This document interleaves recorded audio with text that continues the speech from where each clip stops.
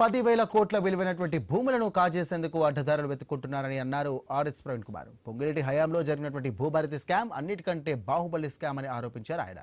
రైతుల ఇబ్బందులు తొలగించేందుకే కేసీఆర్ ధరణి తీసుకొచ్చారంటూ స్పష్టం చేశారు. ప్రభుత్వ పెద్దల అండతోనే తెలంగాణలో భూ ఆక్రమణలు చోటు చేసుకుంటున్నాయంటూ ఆయన ఆరోపించారు.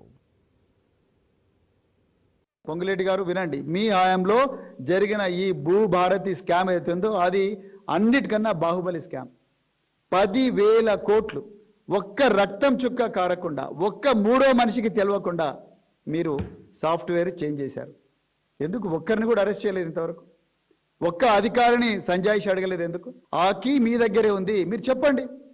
ఆ కీ నా దగ్గర లేదని చెప్పండి, మరి ఎవరి దగ్గర ఉంది? ఎన్ఐసి అధికారులు మీ సంతకం లేకుండా, మీ అధికారుల సంతకం లేకుండా ఆ కీ ఓపెన్ చేస్తారా?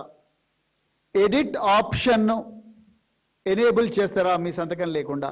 మీకు తెలియకుండా ఈ మాఫియా గ్యాంగులు ఏవైతున్నాయో వాళ్ళు ప్రతి మీ సేవా సెంటర్కు పోయి, ప్రతి రియల్ ఎస్టేట్ కంపెనీకి పోయి మా దగ్గర అసైన్డ్ భూముల వివరాలు ఉన్నాయి, మీకు కావాలంటే మేము అసైన్డ్ భూములను పట్టా భూములుగా మారుస్తాం, పిఓబి నుంచి తీసేయిస్తాం, నిషేధిత భూముల జాబితాను తీసేయిస్తాం, మీరు మాకు ఎంత ఇస్తారో చెప్పండి, అది రాగానే మీరు మాకు అగ్రిమెంట్ రాసి ఇవ్వండి, దాంట్లో మాకు ఇంత పర్సెంటేజ్ ఇవ్వండి అని మీరు అడగడం లేదా?